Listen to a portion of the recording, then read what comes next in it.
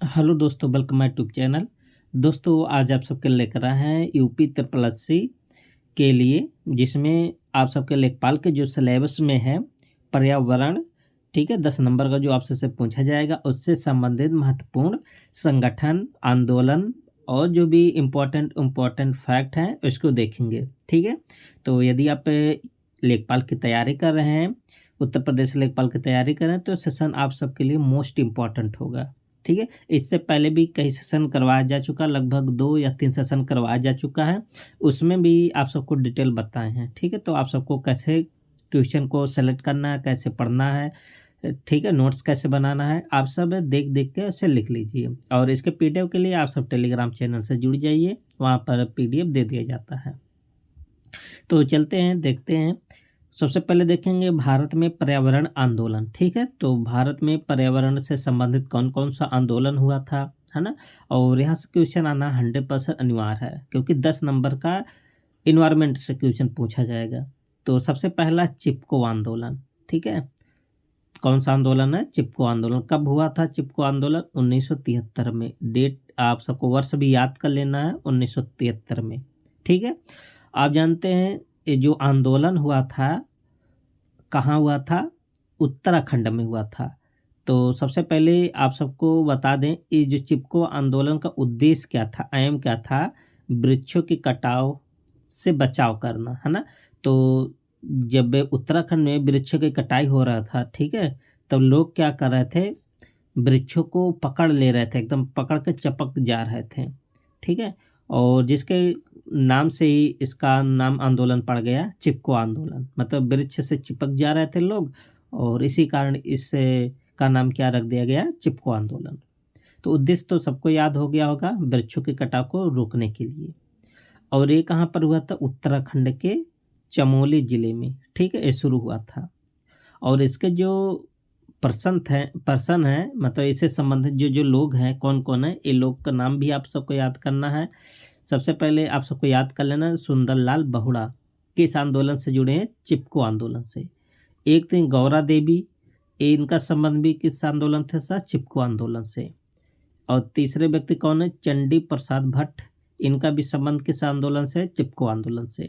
ठीक है, तो इतनी सारी बातें आप सब ध्यान दीजिएगा। और इसकी अगर हम बात करें, तो जो सुंदरलाल बहुड़ा थे ना, इनको 2009 में पद्म भूषण पुरस्कार से भी सम्मानित किया गया है, ध्यान दीजिएगा। और गौरा देवी का जो मेन काम है, इन्होंने जो आंदोलन था ग्रामीण स्तर पर शुरू किया था। ठीक है, तो गौरा देवी चिपको आंदोलन से जुड़े थे, लेकिन इन्होंने ग्रामीण गांव में भी इस आंदोलन का नेतृत्व किया था। और जो चंडी प्रसाद भट्ट थे, इनका भी जो संबंध चिपको आंदोलन से था या है, तो इनको 1982 में रैमन मैग्सेसे पुरस्कार से भी सम्मानित किया गया है। इम्पॉर्टेंट है। ठीक है, और आगे क्या है? देखिए दोस्तों, ये जो फैक्ट है, जब आप सब एक बार पढ़े रहेंगे, ठीक है, और जब दोबारा आप सब पीडीएफ के माध्यम से आप सब रिवीजन करेंगे, तो आप सबको बहुत जल्दी याद हो जाएगा। ठीक है, तो आप सब ध्यान से सुनते रहिए, बस आप सबको याद हो जाएगा। और इसमें जो स्वयंसेवी संगठन के अगर नाम करें, तो गंगोत्री ग्राम संघ, ये स्वयंसेवी संगठन था। अगला आंदोलन है, मोस्ट इम्पॉर्टेंट आंदोलन है, कौन सा आंदोलन है? नर्मदा बचाओ आंदोलन। ठीक है, और ये कब हुआ था नर्मदा बचाओ आंदोलन? 1985 में। ठीक है, तो जिसका है सब डेट आप सब सन आप सबको याद होना चाहिए। नर्मदा बचाओ आंदोलन का मेन उद्देश्य क्या था, अहम क्या था? आपको बताएं, नर्मदा एक नदी का नाम है, आप सब ऐसे रिलेट कीजिए। तो नर्मदा क्या है? आपका नदी का नाम है। ठीक है, और इस नदी पर बड़े बड़े डैम बनाए जाने थे। और जब इस नदी पर डैम बनाना प्रस्तावित हुआ था, तब जो वहाँ के जो लोग थे, ठीक है, मान लेते डैम है, वहाँ के लोगों में ये डर हो गया, जब ये बड़े बड़े डैम बनेंगे, मान लेते हैं कि अगर ये डैम जब बनेगा तो वहाँ का ज़मीन भी लगेगा, वहाँ का गांव बहुत बड़े, जो दूर दूर के बहुत ज़्यादा गांव, वहाँ खाली कराना पड़ेगा, वहाँ से पेड़ भी काटना पड़ेगा। हो सकता है कि आने वाले भविष्य में अगर डैम गलती से भी टूट जाएगा, तो मतलब सबका एकदम विनाश हो जाएगा। तो यही सब डर लोगों के अंदर हो गया था। इसी डर के खातिर तो लोगों ने जो आंदोलन चलाया था नदियों पर बांध बनाए जाने के विरोध में, उसी को क्या बोला गया, नर्मदा बचाओ आंदोलन बोला गया। ठीक है, 1985 में। देखिए उद्देश्य क्या था, नदियों पर बनाए जा रहे डैम को रोकना इनका मेन उद्देश्य था। ठीक है, और इसके माध्यम से सरदार सरोवर बांध को रोका गया था। मतलब जो आप सब जानते हैं सरदार सरोवर बांध कहाँ पर, गुजरात में, किस नदी पर है, नर्मदा। इसी डैम के विरोध में ये सब कर रहे थे कि ये बांध नहीं बनना चाहिए, बट बना भी आगे चल कर। ठीक है, अब इस आंदोलन से संबंधित लोग कौन कौन से थे ये भी आप सबको याद करना है। कौन कौन से लोग इस आंदोलन से जुड़े थे। सबसे पहले मेधा पाटकर जी नर्मदा बचाओ आंदोलन से जुड़े थे। बाबा आमटे, ये भी नाम आप सबको याद होना चाहिए, नर्मदा बचाओ आंदोलन से जुड़े थे। और तीसरा नाम आप सब याद कर लीजिएगा, अरुंधति राय। इनका भी संबंध किससे था, नर्मदा बचाओ आंदोलन से। ठीक है, और आप सबको एक इम्पॉर्टेंट बात करें कि इस आंदोलन को लाइवलीहुड अवार्ड से भी सम्मानित किया गया। और राइट लाइवलीहुड अवार्ड को ही क्या बोलते हैं, वैकल्पिक नोबेल पुरस्कार बोलते हैं। तो जो आंदोलन था नर्मदा बचाओ आंदोलन पूछा जा सकता है स्टेटमेंट बना के। सब जो फैक्ट लिखे सब स्टेटमेंट, आजकल आप सब देख ही रहे हैं कि किस हिसाब से आयोग क्वेश्चन पूछ रहा है। तो आप सब हल्के में ना ले लेखपाल के पेपर को। ठीक है, पूछा जाएगा, बहुत डिटेल में पूछा जाएगा। तीसरा आंदोलन है साइलेंट वैली आंदोलन। अच्छा, साइलेंट वैली के नाम से आप सबको याद होगा। ठीक है, तो साइलेंट वैली कहाँ पर है, केरला में है, मतलब केरल में है। ठीक है, दक्षिणी भारत। तो साइलेंट वैली आंदोलन कब हुआ था, 1978 में हुआ था। ठीक है, आपको बता दें ये भी डैम के विरोध में बन रहा था। ठीक है, तो एक नदी है कहाँ पर, केरला में, कुंथीपुझा नदी पर बन रही विद्युत परियोजना के विरोध में ये आंदोलन हुआ था। तो किस नदी पे बन रहा था विद्युत परियोजना, कुंथीपुझा नदी पर। और आप जानते हैं जो कुंथीपुझा नदी है ना, एक पेरियार नदी है। पेरियार बहुत फेमस नदी है, आप सबको याद होगा। पेरियार की सहायक नदी थी कुंथीपुझा नदी।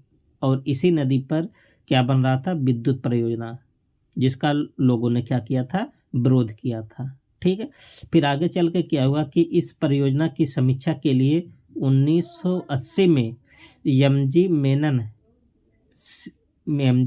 मेनन एक समिति बना। मतलब लोगों ने विरोध किया, जब विरोध किया जायज़ बात है, उसका समीक्षा तो किया जाएगा ही, है ना। तो कब समिति बना था, 1980 में।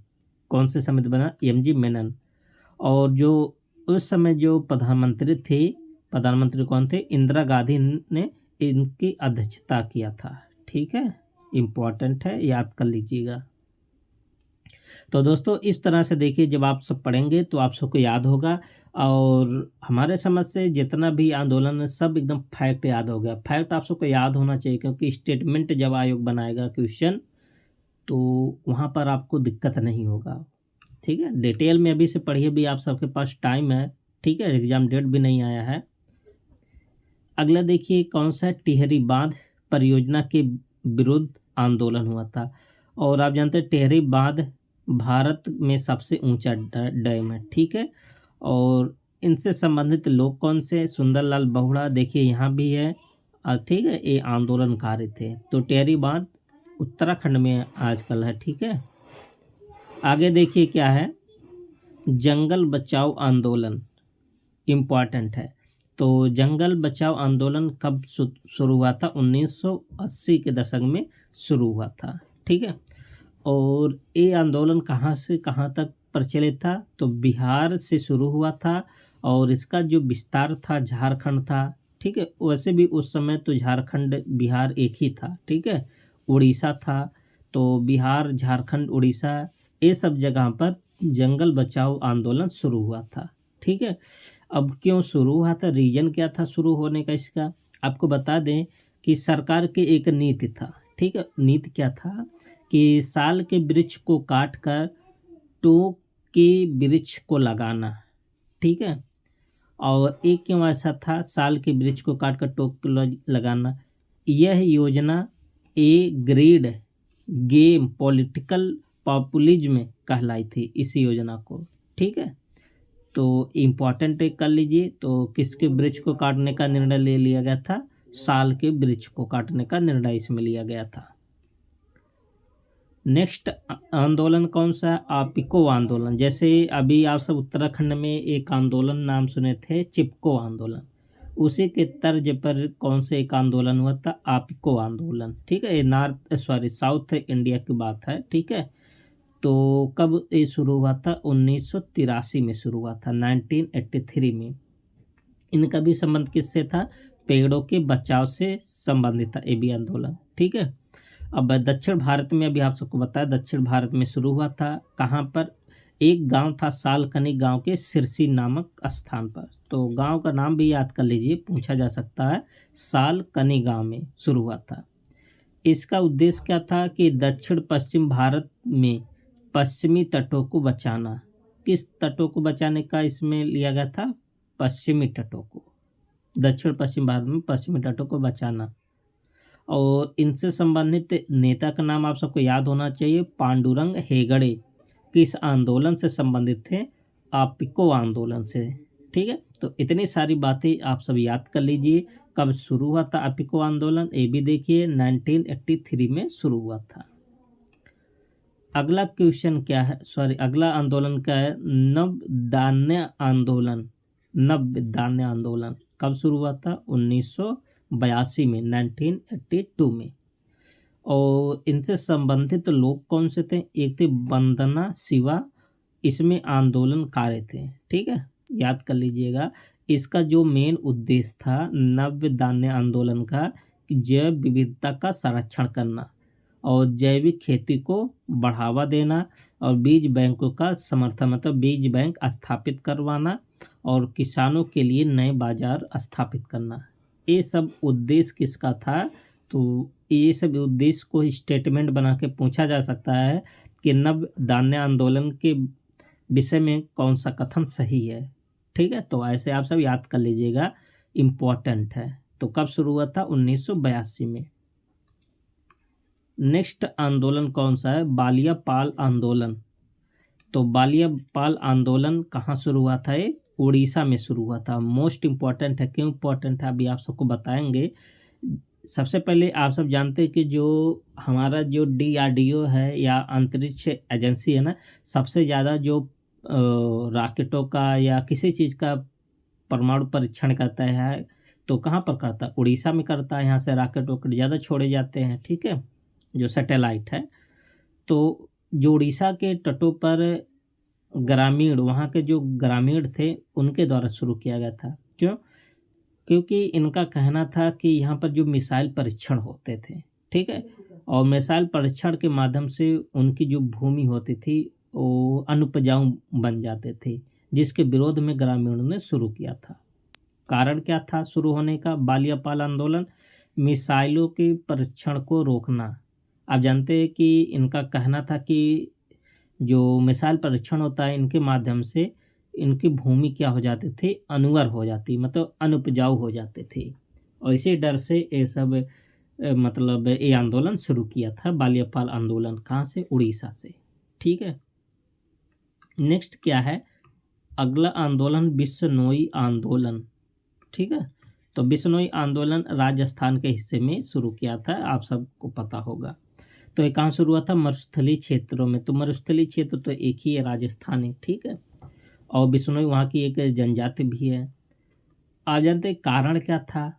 कारण यह था कि वहाँ के जो स्थानीय राजा लोग थे, ठीक है, वो अपने महल को बनवाने के लिए एक खेतड़ी नामक वृक्ष होता था, खेतड़ी वृक्ष की कटाई को आदेश दे दिए थे। मतलब जो राजा लोग थे, वहाँ का जो खेतड़ी वृक्ष था, ठीक है, तो उनके जो महलों में खेतड़ी वृक्ष लगता था, इसको कटाई करने के लिए एक आदेश पारित कर दिए थे कि पेड़ को काटना है और ये सब वहाँ पर यूज करेंगे। तो इसी के विरोध में वहाँ के लोग, जो बिश्नोई समाज के लोग थे, इसी के विरोध में ये आंदोलन शुरू किया था। ठीक है, खेतड़ी के विरोध में बिश्नोई समाज के लोग इसका विरोध किए और यही आंदोलन क्या कहलाया था? बिश्नोई आंदोलन। ठीक है, तो तो आगे अफसर से पूछा जा सकता है कि बिश्नोई आंदोलन किस वृक्ष के कटाव के विरोध में शुरू किए थे, तो आप बताएंगे खेतड़ी का वृक्ष। एक खेतड़ी का वृक्ष ज़्यादातर राजस्थान के क्षेत्र में होता ही है। ठीक है, नेक्स्ट आंदोलन कौन सा है? मैती आंदोलन। ये मैती आंदोलन कब हुआ था? 1994, 1994 में। ठीक है, और जो मैती आंदोलन है ये भी उत्तराखंड के चमोली जिले में ही शुरू किया था। जैसे चिपको आंदोलन उत्तराखंड के चमोली जिले में शुरू हुआ था और मैती आंदोलन भी वहीं शुरू हुआ था। मोस्ट इम्पोर्टेंट, क्यों इम्पोर्टेंट है? क्योंकि इस आंदोलन को शुरू करने वाले कौन थे? कल्याण सिंह थे। ठीक है, और इसमें हुआ था क्या है, और इसमें हुआ क्या था कि इसमें एक नई प्रथा शुरू हुआ था। नई प्रथा क्या था?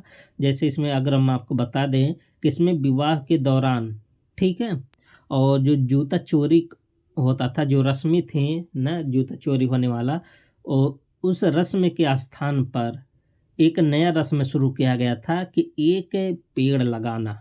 ठीक है, किस आंदोलन में ये बात कही गई थी? मैती आंदोलन। कहाँ से? उत्तराखंड में। ठीक है, किस रस्म के स्थान पर? जूता चोरी करने के स्थान पर, बल्कि क्या लगाया जाए? एक वृक्ष लगाया जाए। ठीक है, तो किस आंदोलन में हुआ था? मैती आंदोलन 1994 में। किसने शुरू किया था? कल्याण सिंह के द्वारा शुरू हुआ था उत्तराखंड के चमोली जिले में। अगला क्या है, आगे क्या है? देखिए दोस्तों, इसके बाद हम सब देखे थे कुल कितने आंदोलन देखे हैं? 8 आंदोलन देखे हैं। कितने आंदोलन कवर हो गए? 8। ठीक है, तो आपके लेखपाल के पेपर में 100% यहाँ से इस सेशन से क्वेश्चन आएगा जरूर। ठीक है, जितने भी आंदोलन थे पर्यावरण से संबंधित आंदोलन से सब कवर किया गया। जो भी छूटेगा, अभी तो बहुत सारा क्लास आएगा। ठीक है, इस ऐसे ही तो सब कवर हो जाएगा धीरे धीरे। और हमारे समझ से आज जितने आंदोलन लिए थे सब लगभग कवर ही है। ठीक है, बाकी और डीप में भी कवर करेंगे क्वेश्चन। तो आप सब वीडियो को शेयर आप सब जरूर करें। आप सब देखिए लाइक नहीं करते, जो भी 10 20 2 4 लोग देखते हैं, ठीक है, तो आप सब वीडियो को लाइक जरूर कर दें। इससे हमारा भी मनोबल बढ़ता है। ठीक है, अच्छा लगता है देखकर कि आप सब लाइक कर रहे हैं।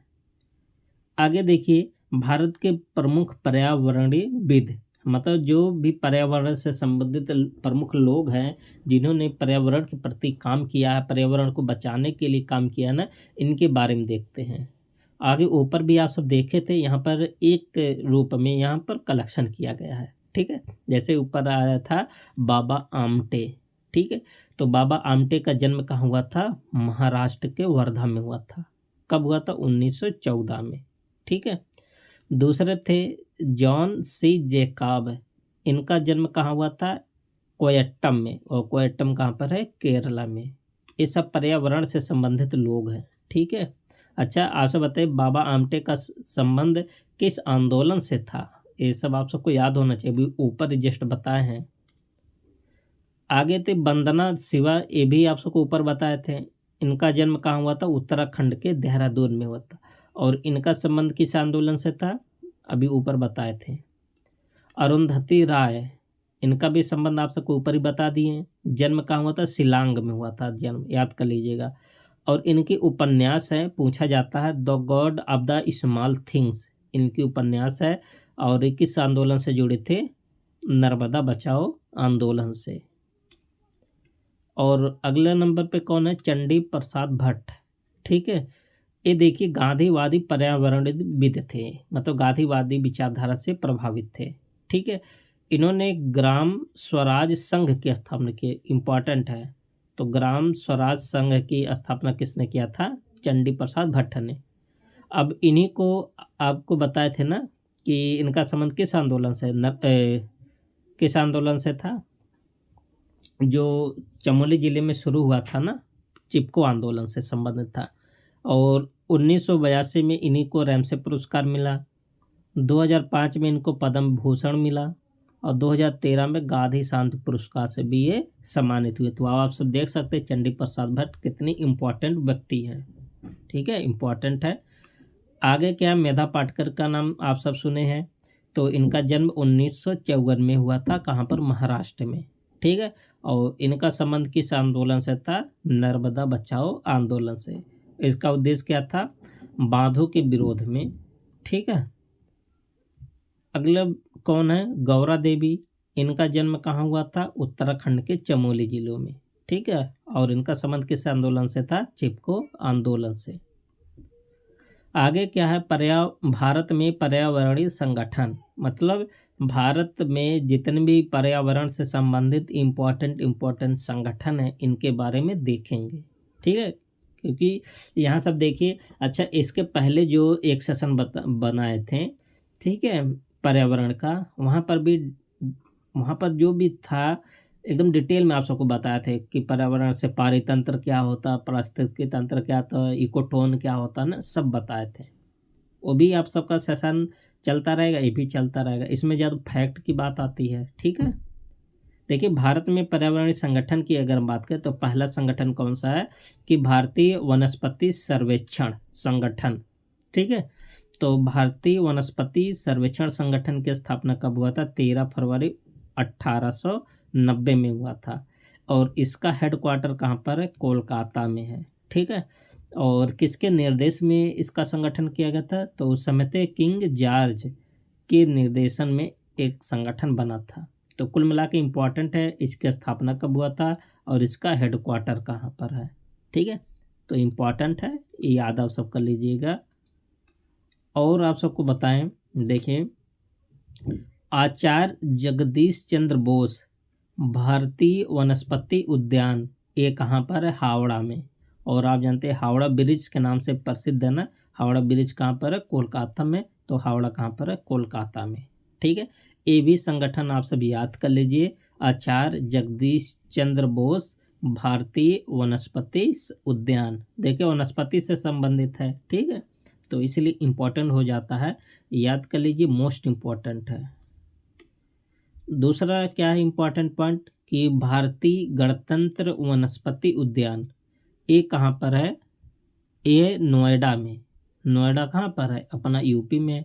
तो ये भी मोस्ट इम्पोर्टेंट है। ठीक है। तो भारतीय गणतंत्र वनस्पति संगठन कहाँ है? नोएडा में। दूसरा संगठन कौन सा है कि भारतीय प्राणी सर्वेक्षण संगठन। तो भारतीय प्राणी सर्वेक्षण संगठन की स्थापना कब हुआ था? 1 जुलाई 1916 में हुआ था। और इसका हेडक्वार्टर भी कहाँ पर है? कोलकाता में है।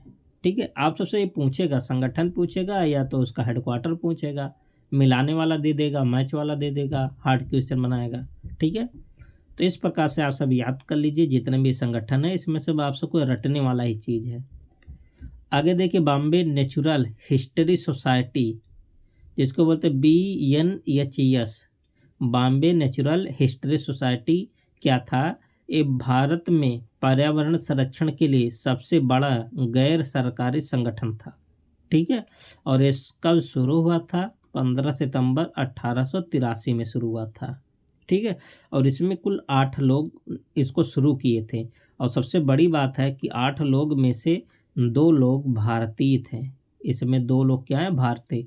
तो उन भारतीय का नाम आप सब याद कर लीजिए। एक थे सखाराम अर्जुन थे, एक थे आत्माराम पांडुरंग थे। याद कर लीजिएगा, क्योंकि अभी आप सब ऊपर आत्माराम का नाम सुने थे। ठीक है। तो बॉम्बे नेचुरल हिस्ट्री सोसाइटी की स्थापना कब हुआ? 1983 में। 8 लोगों ने शुरू किया। 8 लोग में से 2 लोग क्या थे? भारतीय थे। और ये सबसे बड़ा गैर सरकारी संगठन था। और इसका लोगो क्या था? ग्रेट हॉर्निबल था। ठीक है। आगे क्या है? CPR पर्यावरण शिक्षा केंद्र कब शुरू हुआ था? 1989 में। ठीक है। स्थापना की अगर बात करें, पर्यावरण मंत्रालय और CP रामास्वामी अय्यर फाउंडेशन के द्वारा, या कह सकते के माध्यम से शुरू किया गया था। ठीक है। तो कुल मिला के इसमें पर्यावरण मंत्रालय भी इन्वॉल्व है और एक जो फाउंडेशन है, कौन सा? CP रामास्वामी अय्यर फाउंडेशन, ये दोनों मिल करके 1989 में CPR पर्यावरण शिक्षा केंद्र की स्थापना किया। आगे क्या है? ये भी मोस्ट इम्पॉर्टेंट है, भारतीय वन सर्वेक्षण संगठन। तो भारतीय वन सर्वेक्षण संगठन, इसकी स्थापना कब हुआ? 1 जून 1981 में। इसका उद्देश्य क्या था कि द्विवार्षिक रूप से वन स्थिति रिपोर्ट तैयार करना। अभी आप सब जान रहे हैं ना कि वन स्थिति रिपोर्ट आता रहता है 2-2 साल में ना, तो कौन तैयार करता है? यही तैयार करता है। ठीक है, इम्पोर्टेंट है, मोस्ट इम्पोर्टेंट है। ठीक है, और इसका काम क्या है? पहला तो काम यही है कि द्विवार्षिक रूप से वन स्थिति रिपोर्ट देना, और दूसरा काम है, आप सब याद कर लीजिए, वन हो गया, वृक्ष हो गया, संसाधनों का डेटाबेस तैयार करना। ये सब तैयार कौन करता है? भारतीय वन सर्वेक्षण संगठन, जिसकी स्थापना 1 जून 1981 में हुआ था।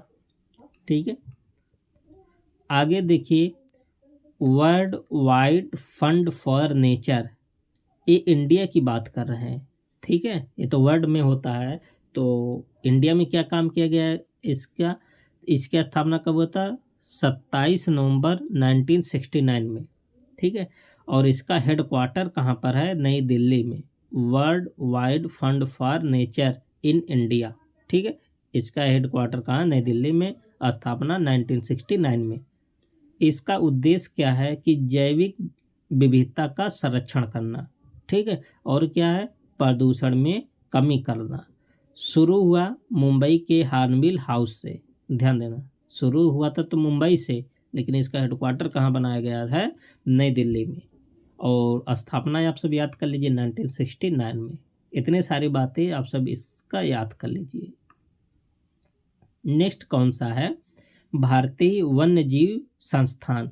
और भारतीय वन्यजीव संस्थान की स्थापना कब हुआ था? 1982 में। इसका हेडक्वार्टर कहाँ पर है? देहरादून, और देहरादून कहाँ? उत्तराखंड के देहरादून में। ठीक है, और सबसे बड़ी बात है कि 1986 में सरकार ने इसे स्वायत्त संस्थान का दर्जा दे दिया। ठीक है, कब स्वायत्त दर्जा का दर्जा दिया था? 1986 में। इम्पोर्टेंट संगठन है ये भी। अगला कौन सा है? ये भी इम्पोर्टेंट ही है। देखिए, जितने भी लाए सब इम्पोर्टेंट है, आप सब कंटेंट को देख कर ही बता सकते हैं कितने इम्पोर्टेंट है। सलीम अली पक्षी विज्ञान एवं प्राकृतिक इतिहास केंद्र। ठीक है, तो सबसे पहले आप सबको जानना चाहिए कि सलीम अली एक पक्षी वैज्ञानिक थे। ठीक है, इनके नाम पर नेशनल पार्क का भी नाम रखा गया है। ठीक है, तो ये जो संस्थान है सलीम अली पक्षी विज्ञान एवं प्राकृतिक इतिहास केंद्र, इसका हेडक्वार्टर कहाँ पर बनाया गया है? कोयम्बटूर में बनाया गया है। ठीक है, और इसकी स्थापना कब हुआ था? 1990 में हुआ था। ठीक है, और इसमें वित्त का पोषण, इस संस्थान को वित्त का पोषण कौन देता है? पर्यावरण मंत्रालय के माध्यम से इसको पैसा मिलता है। ठीक है, इस संस्थान को तो याद कर लीजिए, पूछा जा सकता है। एक क्वेश्चन पूछा गया, सलीम अली नेशनल पार्क कहाँ पर है? ठीक है, नेक्स्ट क्या है? Centre for science and empowerment. Centre for science and empowerment की स्थापना कब हुआ था? 1980 में हुआ था। इसका हेडक्वार्टर कहाँ पर है? नई दिल्ली में है। इसके संस्थापक की बात करें तो अनिल कुमार हैं। ठीक है, तो ये भी संगठन है, याद कर लीजिए, पर्यावरण से संबंधित संगठन है। ठीक है, अब आगे देखिए, अगला क्या है? केंद्रीय प्रदूषण नियंत्रण बोर्ड, मोस्ट इम्पॉर्टेंट है। ठीक है, केंद्रीय पर्यावरण नियंत्रण बोर्ड, सॉरी केंद्रीय प्रदूषण नियंत्रण बोर्ड। इसका गठन कब किया गया था? 1974 में हुआ था इसका गठन। ये सब क्या करता है? संगठन क्या करता है? जैसे जल प्रदूषण नियंत्रण एवं रोकथाम, एक और अधिनियम था, जल प्रदूषण नियंत्रण एवं रोकथाम अधिनियम भी कब आया था? 1984। आप सब नाम से देख रहे, प्रदूषण नियंत्रण बोर्ड, मतलब जो प्रदूषण को नियंत्रित करने के लिए यही बोर्ड है जिम्मेदार। ठीक है, कौन? केंद्रीय प्रदूषण नियंत्रण बोर्ड। और इसी को ध्यान में रखते हुए 1974 में जल प्रदूषण नियंत्रण एवं रोकथाम अधिनियम भी बना था। ठीक है, अब 1981 में एक और बोर्ड बना था, कौन सा? केंद्रीय वायु प्रदूषण नियंत्रण अधिनियम। वायु के लिए कौन सा आया था? 1981 के लिए। और जल के लिए कब आया था? 1974 में। ठीक है, आगे देखिए क्या है कि भारतीय पशु कल्याण बोर्ड एक कब बना था? भारतीय पशु कल्याण बोर्ड 1962 में बना था। ठीक है, क्यों बना था? जो पशु थे, पशुओं के संरक्षण के लिए। ठीक है, आगे क्या है कि पशु क्रूरता निवारण अधिनियम ये कब आया था? 1960 में आया था। और अगर हम धारा की बात करें तो इस अधिनियम की धारा 4 में एक बात बताया गया है, पशु क्रूरता निवारण अधिनियम, ठीक है, धारा 4 में। इसका हेडक्वार्टर कहाँ पर है? हरियाणा में। हरियाणा के बल्लभगढ़ स्थान है वहाँ पर, ठीक है। और रुक्मणी देवी इनसे संबंधित व्यक्ति हैं, याद कर लीजिएगा। तो इम्पोर्टेंट ये भी है, भारतीय पशु कल्याण बोर्ड 1962 में स्थापित हुआ। अब देखिए दोस्तों, जो भी इम्पोर्टेंट संगठन था उसको देख लिए, ठीक है। जो भी छोटा है उसको भी और वीडियो में कवर करेंगे, बट जितने भी इम्पोर्टेंट हो सका उतना इंडिया में, ठीक है, उसको कवर किए हैं। अब देखेंगे सम्मेलन, कौन कौन से सम्मेलन हुए पर्यावरण से संबंधित। सम्मेलन से तो क्वेश्चन आना 100% श्योर है, आप सबको पता है। देखिए, संयुक्त राष्ट्र मानव पर्यावरण सम्मेलन, अगर हम इसकी बात करें तो संयुक्त राष्ट्र सम्मेलन कब हुआ था? 1972 में हुआ था। इसका आयोजन कहाँ हुआ था? स्वीडन, स्वीडन एक देश है ना, स्वीडन का स्टॉकहोम में हुआ था इसका सम्मेलन। सन, स्थान, ये दो बातें, और इसका उद्देश्य, किस मकसद से सम्मेलन हुआ, 3 बातें आप सबको याद होनी चाहिए। तो यह संयुक्त राष्ट्र का पहला सम्मेलन था जो अंतर्राष्ट्रीय पर्यावरण मुद्दों पर केंद्रित था, ठीक है, इम्पोर्टेंट है। अब देखिए, जब ये सम्मेलन हुआ तो जाहिर बात है कुछ परिणाम निकल कर आएगा। परिणाम क्या निकल कर आया, इस परिणाम पर आप सबको फोकस होना चाहिए। इसमें 26 सिद्धांतों वाली घोषणा पर सहमत हुए। कुल कितने सिद्धांत इसमें लिया गया? 26 सिद्धांत। 109 सिफारिशों के साथ इस संकल्प पारित किया गया है, पास हुआ। संयुक्त राष्ट्र पर्यावरण कार्यक्रम, जिसे बोलते हैं UNEP का गठन करने पर विचार दिया। मतलब इसी सम्मेलन में संयुक्त राष्ट्र पर्यावरण संगठन नाम का कोई एक संगठन होगा, इसका गठन का विचार इसी सम्मेलन में लिया गया था, UNEP का, ठीक है। कब हुआ था इसका मतलब सम्मेलन? 1972 में। कहाँ पर? स्टॉकहोम में। आगे क्या है देखिए, तो अब ये तो अंतर्राष्ट्रीय की बात हो गया। अब भारत में क्या निर्णय लिया गया था? पर्यावरण विभाग भारत में कब बना? 1980 में बना था।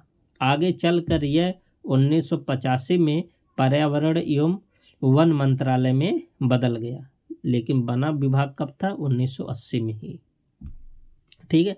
और ये इम्पॉर्टेंट है, यहाँ तो क्वेश्चन आप सब देखेंगे ही पेपर में।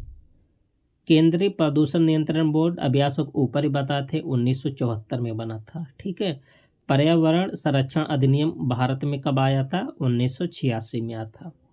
राष्ट्रीय हरित क्रांति प्राधिकरण, जिसको बोलते हैं NGT बोलते हैं, नेशनल ग्रीन ट्रिब्यूनल, ये कब बना था? 2010 में। मोस्ट इम्पॉर्टेंट है, ठीक है। और राष्ट्रीय पर्यावरण अपीलीय प्राधिकरण अधिनियम, ये कब बना था? 1997 में बना था। ये जो 4 संगठन है आप सब याद कर लीजिए, ठीक है। आगे क्या है? UNEP के बारे में बात कर लें, ठीक है। अभी इसके बारे में ऊपर चर्चा किए थे कि ये पहले सम्मेलन में ये बनेगा UNEP, इसका आगे क्या है देखिए, तो संयुक्त राष्ट्र पर्यावरण कार्यक्रम एक, कब इसकी स्थापना हुआ था? 1972 में, ठीक है। इसका हेड कहाँ पर है? नैरोबी में। UNEP के क्षेत्र और UNEP मतलब संयुक्त राष्ट्र पर्यावरण कार्यक्रम के क्षेत्र कौन कौन से हैं? क्षेत्र तो बहुत है, लेकिन इम्पोर्टेंट कौन है? पर्यावरण से संबंधित क्षेत्र तो होगा ही। जैसे जलवायु परिवर्तन है ना, आप सब जान रहे कि जलवायु परिवर्तन कैसे रोका जाए, कैसे किया जाए। आपदा प्रबंधन कैसे किया जाए, पारिस्थितिकी प्रबंधन कैसे किया जाए, पर्यावरण शासन कैसे किया जाए, हानिकारक पदार्थों का रोक कैसे किया जाए, संसाधन की दक्षता कैसे बढ़ाई जाए, ये सब किसके अंतर्गत आते हैं? UNEP के अंतर्गत, ठीक है। अब UNEP के पहल कौन कौन से हैं, ये भी आप सबको ध्यान देना चाहिए। देखिए, बिलियन ट्री अभियान, UNEP में एक अभियान जारी किया था, या मतलब चालू किया था। बिलियंस ट्री अभियान कब चालू किया था? 2006 में चालू किया था।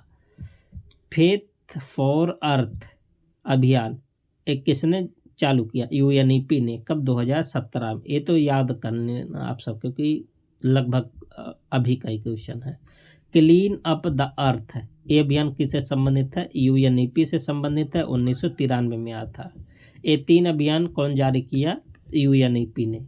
तीनों अभियान आप सब याद कर लीजिए, मोस्ट इम्पोर्टेंट है। अब एक इम्पॉर्टेंट पॉइंट है, पूछा जा सकता है सबसे कि विश्व प्राकृतिक संरक्षण दिवस कब मनाया जाता है? तो आप बताएंगे 28 जुलाई को विश्व प्राकृतिक संरक्षण दिवस मनाया जाता है। ठीक है, आगे क्या है? नेक्स्ट क्या है? एक है बना था ब्रटलैंड आयोग। ठीक है, आप सबसे पूछा जा सकता है, इम्पोर्टेंट है। देखिए ब्रटलैंड आयोग कब बना था? 1983 में इसका गठन किया गया था, इस आयोग का गठन। इसे विश्व पर्यावरण एवं विकास आयोग भी कहते हैं। ठीक है, तो पूछा जा सकता है कि किस आयोग को विश्व पर्यावरण एवं विकास आयोग कहते हैं? तो आप बताएंगे ब्रटलैंड आयोग को। ठीक है, और बना था तो 1983 में, लेकिन इन्होंने अपनी रिपोर्ट कब दिया था? 1987 में। ये उपनाम आप सब याद कर लीजिए, पूछा जा सकता है। नेक्स्ट क्या है? विश्व पृथ्वी शिखर सम्मेलन, ये भी इम्पोर्टेंट है। कब हुआ? 1992 में, रियो डी जेनेरियो में हुआ था। याद कर लीजिए कब हुआ था विश्व पृथ्वी शिखर सम्मेलन? 1992, रियो डी जेनेरियो में। स्टॉकहोम सम्मेलन की 20वीं वर्षगांठ पर ये हुआ था। इस सम्मेलन के द्वारा जारी दस्तावेज, और जो विश्व पृथ्वी शिखर सम्मेलन हुआ था, कौन कौन सा दस्तावेज जारी हुआ, इसके बारे में देख लेते हैं। पर्यावरण संरक्षण के लिए रियो घोषणा किया गया। तो रियो घोषणा क्यों किया? क्योंकि रियो में हुआ था, रियो डी जेनेरियो में। और इसी ने एजेंडा 21 जारी किया। इम्पॉर्टेंट है, पूछा गया है क्वेश्चन आप सबसे। एजेंडा 21 किससे संबंधित है? विश्व पृथ्वी शिखर सम्मेलन से। वन सिद्धांत कौन दिया? विश्व पृथ्वी शिखर सम्मेलन। ठीक है, और मरुस्थलीकरण रोकने के लिए कदम उठाया गया। जैव विविधता अभिसमय जारी किया गया। जलवायु परिवर्तन पर संयुक्त राष्ट्र फ्रेमवर्क जारी किया। ठीक है, और इसके बारे में आगे देखेंगे डिटेल में। ठीक है, एजेंडा 21 क्या है? ठीक है, ये क्वेश्चन मोस्ट इम्पॉर्टेंट है। तो विश्व पृथ्वी शिखर सम्मेलन 1972 में, रियो डी जेनेरियो में। ठीक है, और स्टॉकहोम सम्मेलन की 20वीं वर्षगांठ में शुरू किया गया था, याद कर लीजिएगा। आगे देखिए, अब इसी को डिटेल में देखेंगे, जो भी जस्ट ऊपर बताए थे रियो घोषणा। ठीक है, ये 27 सिद्धांतों की घोषणा है। तो रियो घोषणा में कितने सिद्धांत शामिल है? 27।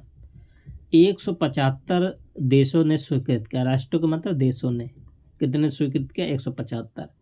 इसका लक्ष्य था, रियो घोषणा का लक्ष्य था कि नवीन एवं समतापूर्ण वैश्विक भागीदारी को सुनिश्चित करना। ठीक है, तो ये जो फैक्ट बातें हैं आप सब याद कर लीजिए। 27 सिद्धांत दिए गए, 175 देशों ने भाग लिया या स्वीकृति दिया। आगे आप सबको अगला क्या था? एजेंडा 21 आप सबको बताए थे ना। यहाँ 21 का मतलब 21 है, तो 21वीं सदी की बात हो रहा है। ठीक है, इसमें कुल 40 अध्याय हैं। तो एजेंडा 21 में कुल कितना अध्याय है? 40 लेसन है। ठीक है, इसका लक्ष्य क्या था एजेंडा 21 का? कि प्रत्येक स्थानीय सरकार अपना एजेंडा तैयार करें। एजेंडा 21 पर तो मतलब 21वीं सदी की एजेंडा तैयार करना। यहाँ पर देखिए, प्रत्येक स्थानीय सरकार, लोकल सरकार के इस पे जैसे मान लेते हैं भारत अपना है। ठीक है, भारत तो प्रधानमंत्री होंगे, प्रधानमंत्री, फिर राज्य सरकार के बाद फिर अपना, जैसे कई लोकल क्षेत्र में बांटा गया है ना, जैसे पंचायती राज है ना। तो इसका मतलब मेन फोकस था कि मतलब हम एकदम लोकल स्तर पर सबसे पहले अपना मतलब काम जारी करें, क्योंकि लोकल स्तर पर जो कोई चीज़ अपनाया जाता है तो उसका प्रभाव ऊपर स्तर तक दिखाई पड़ता है। ठीक है, तो ये किसका मकसद था? एजेंडा 21 का मकसद था। अगला कौन सा था? UNFCCC, मतलब United nation framework conservation on climate. ये प्रभावी कब हुआ था? 1994 में। इसका हेडक्वार्टर कहाँ पर? जर्मनी में है। इसकी पहली बैठक को COP1 के नाम से जाना जाता है। कहाँ पर हुआ था? बर्लिन, और बर्लिन कहाँ पर है? जर्मनी। तो ध्यान देना, कोप 1 पूछा जाता है, ठीक है, बहुत इंपॉर्टेंट है। इसकी पहली बैठक जर्मनी में। आगे क्या है? ग्लोबल ग्रीन ग्रोथ इंस्टीट्यूट एक कब बना था? 2010 में। इसका हेडक्वार्टर कहाँ? सियोल में। सियोल किसकी राजधानी है? साउथ कोरिया की राजधानी है, ठीक है। इसके अगर हम क्षेत्र की बात करें तो ऊर्जा पर, भूमि उपभोग पर, पानी पर, हरित शहर पर ये ज़्यादा ध्यान अपना केंद्रित करता है, इसका क्षेत्र है। तो कुल मिला के ये आप सबको याद होना चाहिए, ग्लोबल ग्रीन ग्रोथ इंस्टीट्यूट का हेडक्वार्टर कहाँ पर? दक्षिण कोरिया में है, 2010 में बना था। आगे क्या है? नेक्स्ट, WWF मतलब वर्ल्ड वाइड फंड, ठीक है। और एक कब स्थापित हुआ? 1961 में। इम्पोर्टेंट है, इसका हेडक्वार्टर कहाँ पर है? स्विट्जरलैंड। अगर और बात करें, स्विट्जरलैंड के ग्लैंड नामक शहर में इसका हेडक्वार्टर है। अगर आप सबसे डीप में पूछेगा तो ग्लैंड दे देगा, ग्लैंड कहाँ है? स्विट्जरलैंड में ही है, नहीं तो आप सब याद कर लिए स्विट्जरलैंड में। इसका स्लोगन सबको याद होना चाहिए, WWF का क्या स्लोगन था? For a living planet. For a living planet किसका स्लोगन है? वर्ल्ड वाइड फंड की, ठीक है। आगे क्या है? अर्थ आवर। अर्थ आवर कब शुरू हुआ था? 2007 में। स्थान कहाँ है? सिडनी में। ऑस्ट्रेलिया का शहर है ना सिडनी। इसमें 8:30 बजे से 9:30 बजे तक विद्युत बंद कर देते हैं, ठीक है। पृथ्वी काल में अर्थ आवर में ऐसा समय निर्धारित किया गया था, 8:30 बजे से 9:30 बजे तक विद्युत बंद कर दिया, मतलब विद्युत बचत करने के लिए कदम उठाया गया था। IUCN, ये भी इम्पोर्टेंट है। IUCN मतलब international union for conservation of nature.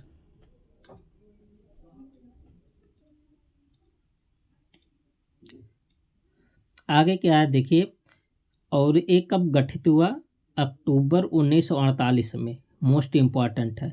इसका एक पुराना नाम था, पुराना नाम क्या था? World conservation union.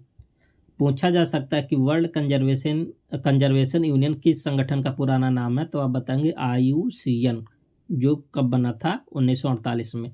इसका हेडक्वार्टर पूछा जा सकता है ग्लैंड में। ग्लैंड कहाँ है? स्विट्जरलैंड में, ठीक है। तो ये सब बातें IUCN के बारे में याद कर लीजिए, ठीक है, पूछा जा सकता है। ये सब फैक्ट चीज़ है, आप सबको याद होना चाहिए। इसका काम क्या है? जैव विविधता का संरक्षण करना, पौधों एवं जीव जंतुओं के लुप्त होने से रोकना, ठीक है, IUCN का काम है। आप सबको बता दें, एक आपका होता है रेड डेटा बुक। ये जारी कौन करता है? यही IUCN ही जारी करता है। रेड डेटा बुक क्या होता है? इसमें जितने भी संकट ग्रस्त जीव जंतु होते हैं ना, उन सबका एक लिस्ट बनाया जाता है, किसमें? रेड डेटा बुक में। जैसे बहुत सारे पक्षी विलुप्त हो गए, जानवर विलुप्त हो गए, जैसे डोडो हो गया, पक्षी हो गया, डायनासोर हो गया, है ना। बहुत सारे ऐसे जो विलुप्त हो जाते हैं या जो विलुप्त होने के कगार पर होते हैं, उनका लिस्ट होता है।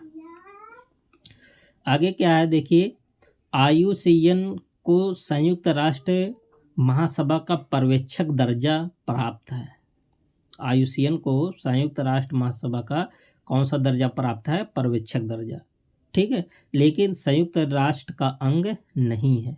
पर्यवेक्षक का दर्जा प्राप्त है लेकिन अंग नहीं है, ध्यान दीजिएगा। आगे क्या? सिटीज, ये इंपॉर्टेंट है। CITES, the conservation of international trade in endangered, एक मिनट, क्या लिख, देखिए, trade in endangered species of wilds fauna and flora. इसका अन्य नाम, दूसरा जो नाम है, ये भी याद कर लीजिएगा, इसी को बोलते हैं वाशिंगटन कन्वेंशन। तो वाशिंगटन कन्वेंशन किसको बोलते हैं? सिटीज को बोलते हैं, ठीक है। इसका जो प्रथम कन्वेंशन हुआ था 1973 में हुआ था, और लागू हुआ था कब? 2 साल बाद 1975 में। भारत इसमें कब शामिल हुआ सिटीज में? तो 1976 में शामिल हुआ, ठीक है। मोस्ट इम्पॉर्टेंट है सिटीज। तो सिटीज़ के बारे में, सिटीज़ को और क्या नाम कह सकते हैं, वाशिंगटन कन्वेंशन कहिए चाहे सिटीज़ कहिए, ठीक है। और अगला क्या है, लास्ट क्या है, UNFF। इसका गठन 2000 में हुआ था, कहाँ पर, न्यूयॉर्क में। ये कहाँ पर, न्यूयॉर्क, अमेरिका में इसका हेडक्वार्टर है।